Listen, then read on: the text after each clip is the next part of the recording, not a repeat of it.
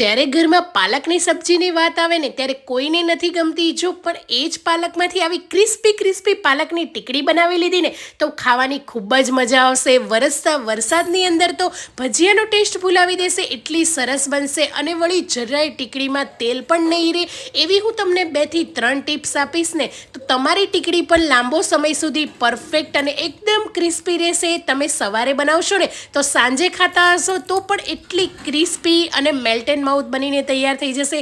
તમારા ઘરમાં બધાને ભાવશે, એટલી સરસ બનશે. આપણે રેગ્યુલર પાલકના ભજીયા અને પાલકમાંથી રેસીપી તો બનાવતા જોઈએ છીએ, પણ આટલી સરસ પાલકની ટીકડી શું તમે ક્યારેય બનાવી છે? તો ચાલો રેસીપી શરૂ કરીએ. વિડીયો મારો એન્ડ સુધી જોજો. અહીંયા મેં પાલક લીધેલો છે, લગભગ અહીંયા મેં 150 ગ્રામ પાલક લીધેલો છે. એના પાનને આપણે અલગ કરી લઈશું અને આની અંદર કૂણી કૂણી દાંડલીનો ભાગ આપણે લઈ લેવાનો છે. એકલા પાન નથી લેવાના, ઉપરથી આ રીતે થોડી થોડી કૂણી દાંડલીનો ભાગ લઈ લઈશું અને પાલકને સારી રીતે 1 થી 2 પાણીથી આપણે ધોઈ લેવાનો છે, કેમ કે પાલકની ઉપર જે પણ માટી કે દવાનો કંઈ પણ ભાગ હશે એ નીકળી જશે. સારી રીતે પાલકને ધોઈને એકદમ ઝીણું ઝીણું આપણે એને કટ કરી લેવાનું છે. તમે ચોપરમાં પણ કટ કરી શકો છો, પણ પાલકમાંથી વધારે પડતું પાણી છૂટે એટલા માટે આ રીતે આપણે છરીથી કટ કરવાનું છે અને પાલકને એકદમ ઝીણી કરવાની છે. મોટી પાલક હશે ને તો સારા ટીકડી વડા નહીં બને, એટલા માટે તો આ રીતે મેં અહીંયા ઝીણી ઝીણી પાલકને સરસ રીતે કટ કરી દીધેલી છે. તમે જોઈ શકો છો પાલક કેટલી સરસ રીતે અહીંયા કટ કરી છે. મેં અહીંયા બધી જ પાલકનો ઉપયોગ કરેલો છે. આની અંદર પાલકનું પ્રમાણ તમે જેટલું વધારે રાખશો ને એટલા ટીકડી વડા તમારા પણ સરસ બનીને તૈયાર થઈ જશે. તો બાઉલની અંદર આપણે બધી જ કટ કરેલી પાલકને એડ કરી લઈશું અને અહીંયા મેં પાલકની સાથે થોડો એવો ક્રન્ચી અને ક્રિસ્પી ટેસ્ટ આવે ને ટીકડીનો, એટલા માટે એક મોટી ડુંગળી લીધી છે, એને આ રીતે ઝીણી આપણે કટ કરીને એડ કરવાની છે. ડુંગળી એડ કરવાથી ફ્લેવર સરસ આવશે અને ટીકડી વડા છે એટલે ડુંગળી એડ કરવી તો આપણે ખૂબ જ જરૂરી છે. આપણે ડુંગળીના તો ટીકડી વડા રેગ્યુલર બનાવતા જોઈએ છીએ, પણ જો આ રીતે પાલક એડ કરીને બનાવીએ ને તો પાલક થોડોક હેલ્ધી પણ છે અને બધા ઘરમાં ખાઈ લેશે. હવે સ્વાદ પ્રમાણે મીઠું એડ કરી લઈશું. 1 મોટી ચમચી જેટલો અજમો એડ કરીશું. અજમાને મેં અહીંયા મસળીને લીધેલો છે. અડધી ચમચી જેટલો આપણે મરી પાવડર એડ કરીશું. ફ્રેશલી ખાંડીને મરી પાવડર એડ કરીશું, જેનાથી ફ્લેવર અને સુગંધ ટેસ્ટ સરસ આવશે. અડધી ચમચી જેટલી હળદર એડ કરીશું. અડધી ચમચી જેટલો આપણે ગરમ મસાલો એડ કરીશું. તમારે ના એડ કરવો હોય તો તમે સ્કીપ પણ કરી શકો છો, પણ થોડો ગરમ મસાલો એડ કરવાથી ટંગી અને ટેસ્ટી ફ્લેવર આવતો હોય છે. અને 2 મોટી ચમચી મરચાંના ટુકડા એડ કરીશું. વધારે તીખા મરચાં નથી એટલે મેં થોડા વધારે લીધા છે. તમે તમારી રીતે તીખાશ પ્રમાણે એડ કરી શકો છો. હવે અહીંયા 1 આદુના ટુકડાને પણ ગ્રેટ કરીને એડ કરી લઈશું. આદુના ટુકડાને આ રીતે છીણીને પણ એડ કરી શકો છો, નાના નાના ટુકડામાં પણ એડ કરી શકો છો. એનો પણ ફ્લેવર અને ખાવામાં પણ સરસ લાગશે. હવે અહીંયા અડધી ચમચીથી પણ થોડી એવી ઓછી મેં હિંગ લીધી છે, એને એડ કરી લઈશું. આ પાલકના વડાને ક્રિસ્પી બનાવવા માટે 2 મોટી ચમચી જેટલો ચોખાનો લોટ ના હોય તો કોર્નફ્લોર તમે એડ કરી શકો છો. તો આ રીતે 2 ચમચી ચોખાનો લોટ અને મોટી 3 ચમચી જેટલો આપણે બેસન એડ કરીશું.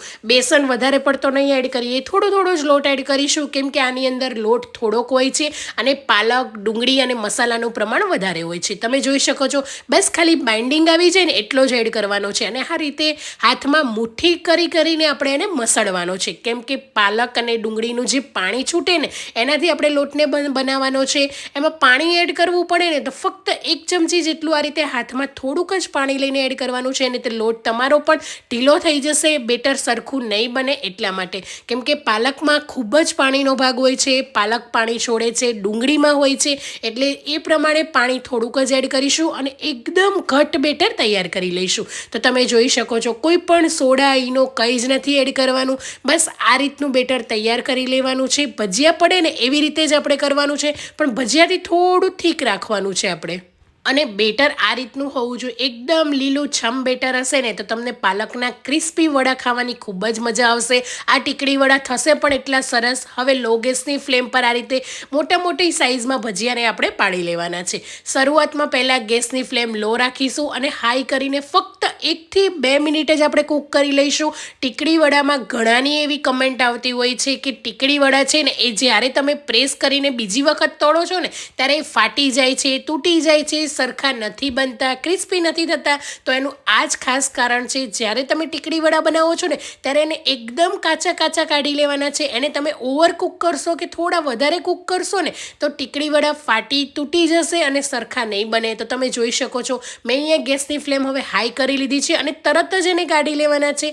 એક વખત પલટાવીને આ રીતે બહાર કાઢી લેવાના છે અને ગરમ હોય ને ત્યારે જ આપણે એને પ્રેસ કરવાના છે. હું તમને આગળ બતાવીશ એ રીતે.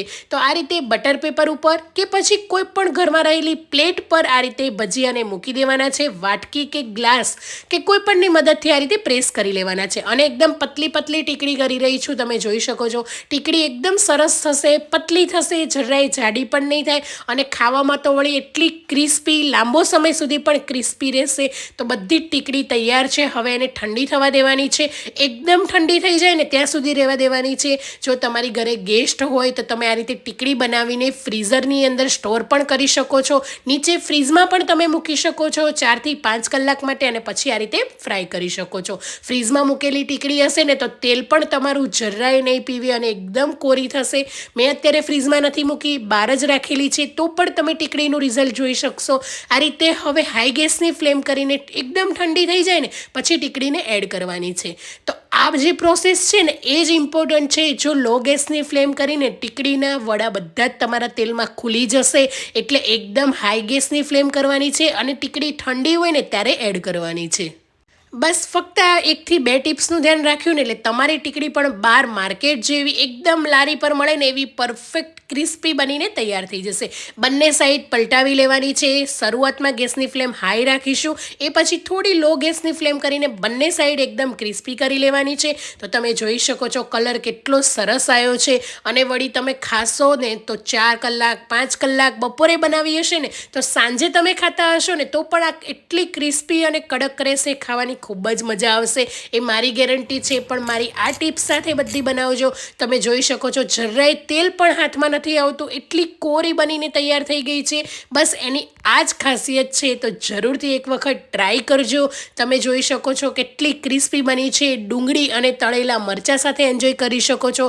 કોઈ પણ ખજૂર આંબલીની ચટણી કે કેચઅપ સાથે પણ ખાઈ શકો છો. તો કેવી લાગી આજની પાલકની ટીકડીની રેસીપી કમેન્ટ કરવાનું ભૂલતા નહીં. મળીએ એક નવા વિડીયો સાથે. આવજો.